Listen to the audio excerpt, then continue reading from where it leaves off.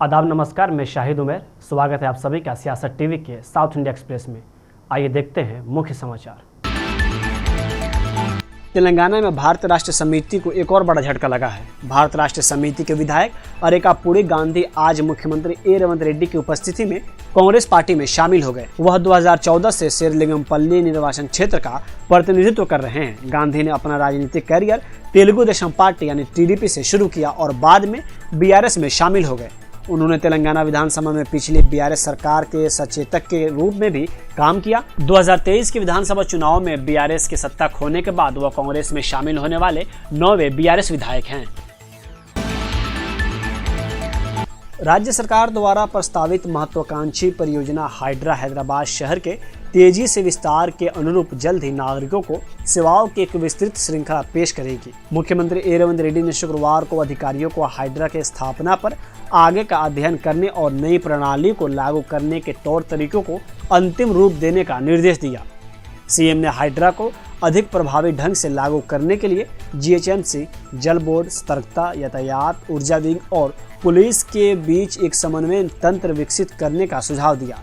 मौजूदा प्रवर्तन, सतर्कता और आपदा प्रबंधन विभाग को तदनुसार पुनर्गठित किया जाएगा। सीएम रेवंत रेड्डी ने अधिकारियों को हाइड्रा में काम करने के लिए विभिन्न स्तरों पर कर्मचारियों की आवश्यकता और अन्य विंग से प्रतिनियुक्ति के बारे में स्पष्ट प्रस्ताव तैयार करने का निर्देश दिया।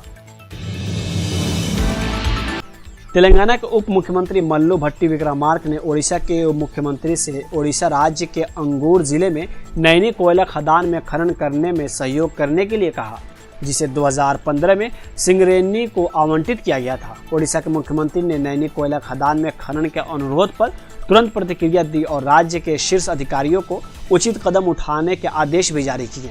डिप्टी सीएम भट्टी विक्रमार्का मल्लू ने अधिकारियों की एक टीम के साथ राज्य सचिवालय में ओडिशा के सीएम से मुलाकात की और अनुरोध किया कि नैनी ब्लॉक से सिंगरेनी परिचालन शुरू करने के संबंध में कोई बाधा न हो। 2017 में नैनी खदानें सिंगरेनी को आवंटित की गई और तेलंगाना में नई सरकार ने पूर्व कोयला मंत्री प्रहलाद जोशी से मुलाकात की और उन्हें मामला समझाया। उन्होंने कहा कि ताड़ीचरला और नैनी ब्लॉक से जुड़ी बाधाओं को दूर करने के लिए उन्होंने पहले भी अपील की थी। डिप्टी सीएम भट्टी विक्रमार्का ने ओडिशा के सीएम को बताया कि नैनी ब्लॉक में खनन के लिए औद्योगिक और पर्यावरण परमिट भी प्राप्त हुए हैं। सिंगरेनी को वन और निजी भूमि के हस्तांतरण का मुद्दा लंबित था और यदि यह मुद्दा हल हो गया तो कंपनी खनन शुरू कर देगी।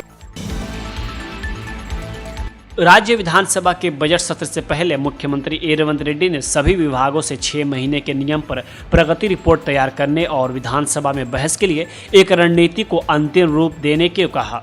दूसरी ओर जिला प्रशासन को फिर से मजबूत करने के लिए रेवंत ने 16 जुलाई को हैदराबाद में प्रमुख शहरों के जिला कलेक्टरों, एसपी और पुलिस आयुक्तों के साथ एक दिवसीय बैठक बुलाई है। सीएम ने कलेक्टर्स कॉन्फ्रेंस में चर्चा के लिए 9 महत्वपूर्ण विषयों की पहचान की है। वह जिला अधिकारियों को कल्याणकारी योजनाओं, विकास कार्यक्रमों के कार्यान्वयन में तेजी लाने और लोगों की शिकायतों को तुरंत समाधान करने के लिए एक नई दिशा दे सकते हैं। एक मीडिया रिपोर्ट का हवाला देते हुए भारत राष्ट्र समिति के कार्यकारी अध्यक्ष केटी रामाराव ने आरोप लगाया कि मुख्यमंत्री ए रेवंत रेड्डी के नेतृत्व वाली तेलंगाना सरकार के तहत राज्य संचालित अस्पतालों की स्थिति गंभीर है। स्थिति इस हद तक है कि दवाएं उपलब्ध नहीं है।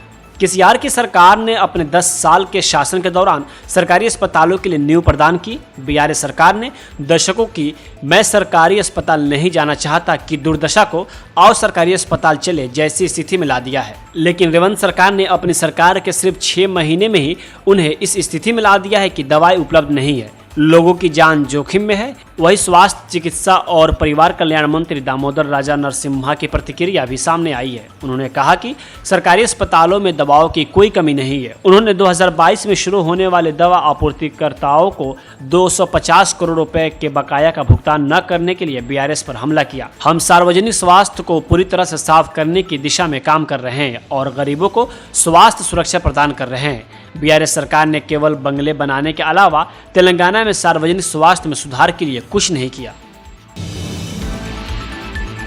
तेलंगाना के भारत राष्ट्र समिति नेताओं ने भारतीय जनता पार्टी के साथ गठबंधन की सभी संभावनाओं से इनकार किया है। यह प्रतिक्रिया उन समाचार रिपोर्टों के बाद आई है जिसमें कहा गया था कि बीआरएस के कार्यकारी अध्यक्ष केटी रामा राव और पूर्व मंत्री हरीश राव ने गठबंधन की बातचीत के लिए दिल्ली में भाजपा नेताओं से मुलाकात की थी। केसीआर भाजपा को कुछ भी क्यों देंगे और उन्हें क्यों राज्य में बढ़ने देंगे। केटीआर और हरीश राव कविता की जमानत के बारे में वकीलों से बात करने गए थे। वे भाजपा के किसी भी व्यक्ति से नहीं मिल सकते। अगर हम भाजपा के साथ जा रहे होते तो हमारे विधायक रुक जाते, क्योंकि उन्हें केंद्र सरकार का समर्थन मिल सकता है। बीआरएस के एक अन्य पदाधिकारी ने बीआरएस के भाजपा के साथ गठबंधन की किसी भी संभावनाओं से इंकार किया और कहा कि पार्टी के पूर्व सांसद बी विनोद का यह कहना है कि राजनीति में कुछ भी हो सकता है का कोई मतलब नहीं है। केसीआर भाजपा से कहीं बड़े हैं, उन्होंने राज्य आंदोलन का नेतृत्व किया। हमें सब कुछ महीनों तक इंतजार करना होगा और कांग्रेस अपने ही आप अपने पतन का कारण बन जाएगी। 2024 के संसद चुनाव परिणामों ने दक्षिण भारत में भाजपा के लिए एक नया अध्याय खोल दिया है। केंद्रीय शिक्षा मंत्री धर्मेंद्र प्रधान ने कहा कि पार्टी के पास तेलंगाना में नंबर 1 पार्टी के रूप में उभरने के लिए 1500 दिनों की कार्य योजना है। शुक्रवार को तेलंगाना भाजपा विस्तारित कार्य समिति की बैठक में मुख्य अतिथि के रूप में संबोधित करते हुए उन्होंने कहा कि पार्टी कैडर की कड़ी मेहनत ने तीसरी बार पीएम मोदी के नेतृत्व में एनडीए सरकार बनाई है। तेलंगाना में लोगों ने 2024 के संसद चुनाव में 35% वोट शेयर के साथ पार्टी को 8 सीटें दी। पार्टी दक्षिण में मजबूत होकर उभरी, केरल में अपना खाता खोला और तमिलनाडु में मतदान प्रतिशत में सुधार किया। प्रधान ने कहा कि कांग्रेस तीसरी बार 100 का आंकड़ा पार नहीं कर पाई है और 13 राज्यों में उसका खाता भी नहीं खुला। हालांकि कांग्रेस नेताओं के रवैये में कोई बदलाव नहीं आया है और वे अहंकार की बातें करते हैं।